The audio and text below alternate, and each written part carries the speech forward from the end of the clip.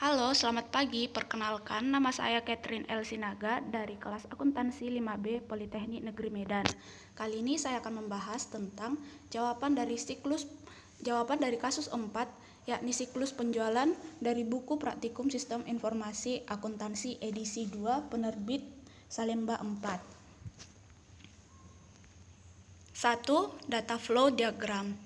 Pertama-tama pelanggan melakukan pemesanan, maka sistem akan memprosesnya dengan bantuan data pesanan barang, data master pelanggan. Kemudian sistem akan mengirimkan data pesanan ke bagian penjualan. Bagian penjualan akan memberikan faktur. Kemudian sistem akan mengirimkan hasil kepada pelanggan, yakni faktur. Selain itu, bagian penjualan juga membuat bagian pesanan penjualan yang terdiri dari 7 bagian.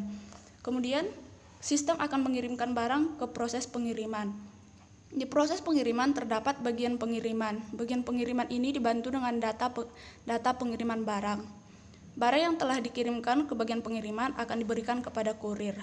Kemudian berlanjut ke proses penagihan. Dalam proses penagihan terdapat subsistem bagian penagihan. Subsistem bagian penagihan dibantu oleh data penagihan penjualan. Di sini sistem akan memberikan tagihan kepada pelanggan. Kemudian dilanjutkan kepada sistem keempat, yaitu proses penerimaan kas. Di dalam sistem penerimaan kas terdapat 3 subsistem, yaitu bagian akuntansi, bagian umum, dan bank. Bagian pelanggan akan memberikan pembayarannya kepada pelanggan akan melakukan pembayaran. Kemudian subsistem akan mengirimkan cek dan data-data pelanggan ke bagian akuntansi. Di bagian akuntansi akan dibantu oleh data master akuntansi.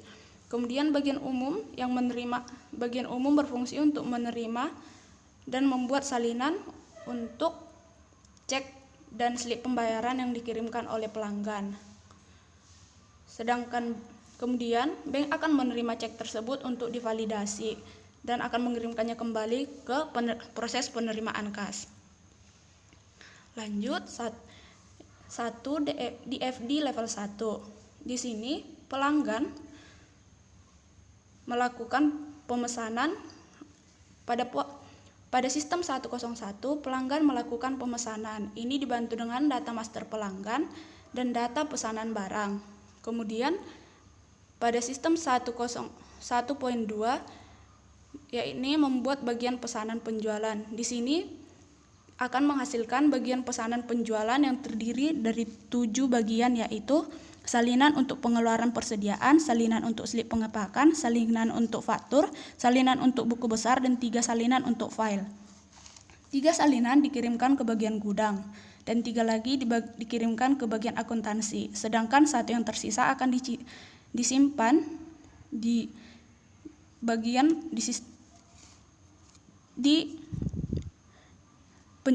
penjualan sebagai file untuk disimpan. Bagian gudang akan melakukan pengecekan ketersediaan barang dan membuat faktur. Data yang dibutuhkan adalah data persediaan barang. Kemudian sistem akan mengirimkan faktur kepada pelanggan. DFD level 2. Dari bagian penjualan akan dikirimkan salinan pesanan penjualan. Sistem akan menerima salinan dan barang. Sistem akan menggunakan data pesanan barang.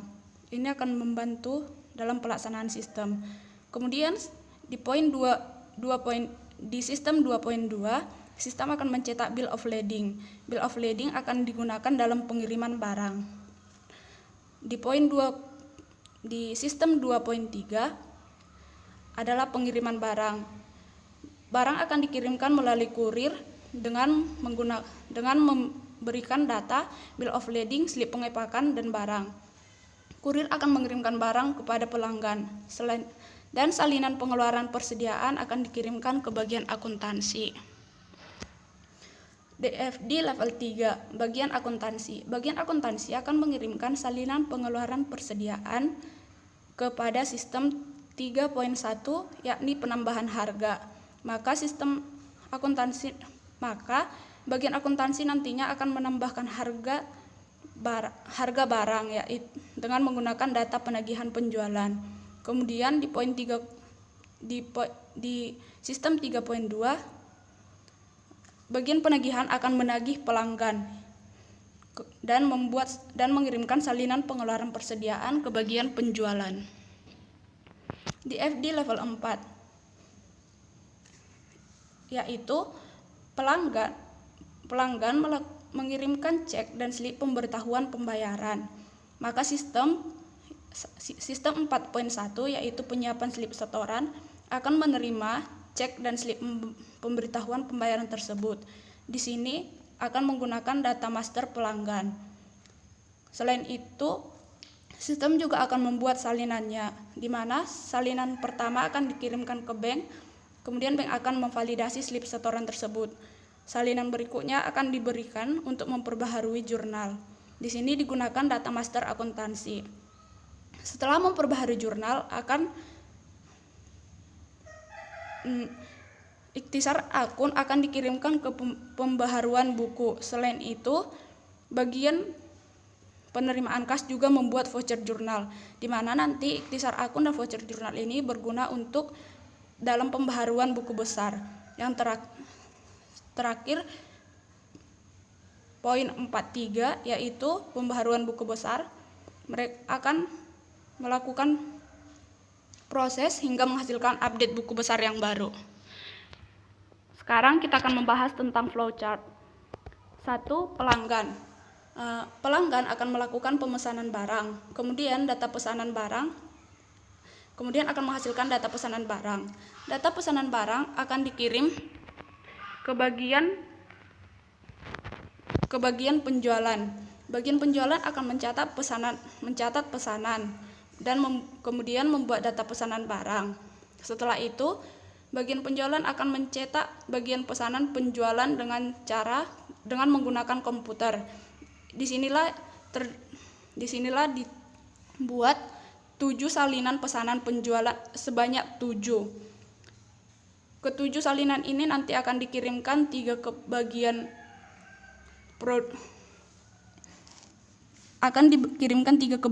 gudang dan dikirimkan ke bagian akuntansi sebanyak 3. Satunya tinggal satu akan disimpan di bagian penjualan, yaitu nomor 7 yang ada panah N-nya. Kemudian mereka akan membuat faktur. Kemudian akan membuat faktur.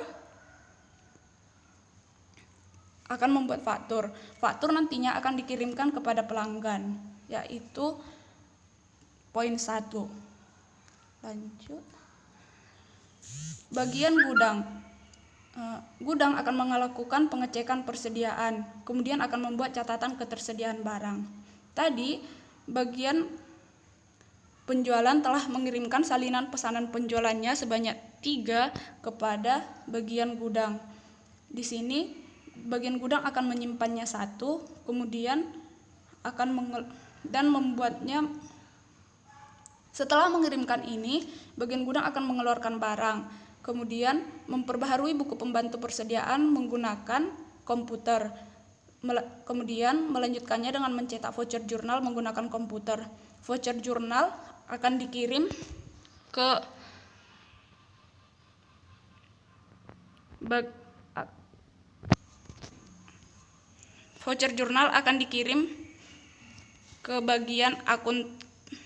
bagian akuntansi nantinya.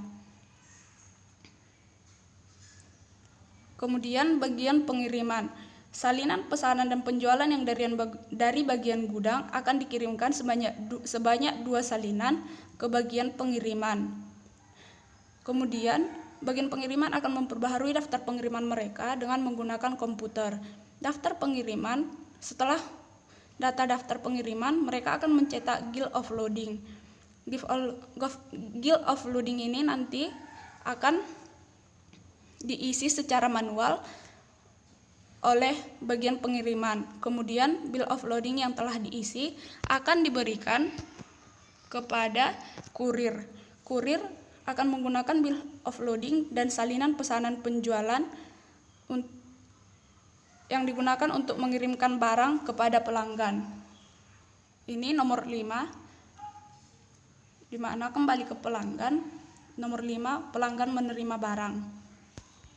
Lanjut, bagian akuntansi. Tadi telah diberikan bagian penjualan mengirimkan 3 salinan pesan penjualan kepada bagian akuntansi. Ini salinan penjualan nomor 4, 5, dan 6. Kemudian ditambah dengan faktur. Bagian akuntansi akan memperbaharui jurnal penjualan mereka dengan menggunakan komputer. Maka terciptalah jurnal penjualan. Kemudian mereka akan mencetak voucher jurnal, di mana voucher jurnal ini akan menghasilkan voucher jurnal. Kemudian terdapat slip setoran akan menghasilkan voucher jurnal. Setelah itu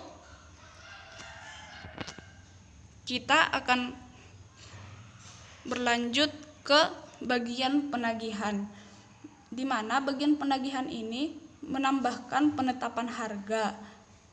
Kemudian terdapat file harga barang, kemudian melakukan penagihan. Dari sini akan kembali ke bagian akuntansi.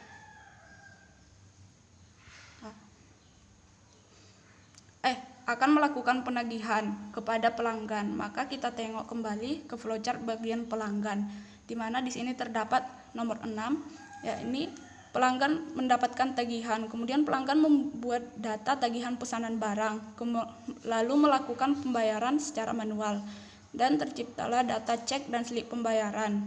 Berlanjut ke nomor 7. Nomor 7 ini akan dikirimkan ke bagian umum, akan menerima cek dan slip pembayaran dari pelanggan dengan menggunakan komputer. Kemudian mereka akan membuat slip pemberitahuan. Nomor 8 nanti ini akan dikirimkan juga.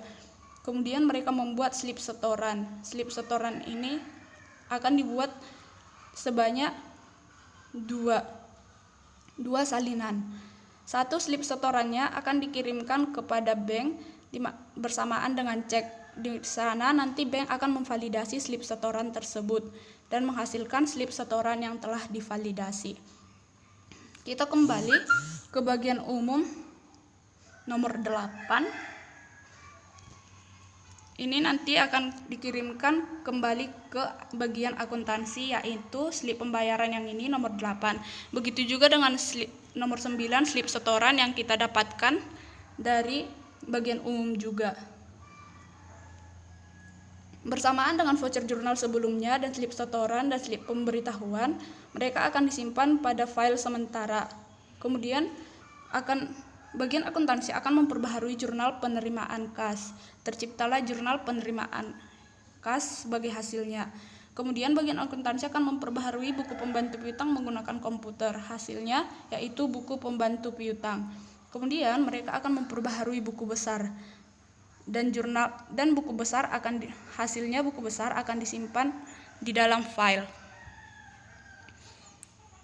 Kemudian tadi sebelumnya terdapat salinan pesanan penjualan, yaitu nomor 3 dari bagian pengiriman, yang terdapat 2 salinan pesanan penjualan. Bagian pengiriman mengirimkannya kepada pihak akuntansi. Kemudian pihak akuntansi mengirimkannya ke bagian penagihan. Itulah kenapa di bagian penagihan terdapat nomor 3 yang digunakan untuk menambahkan penetapan harga nantinya.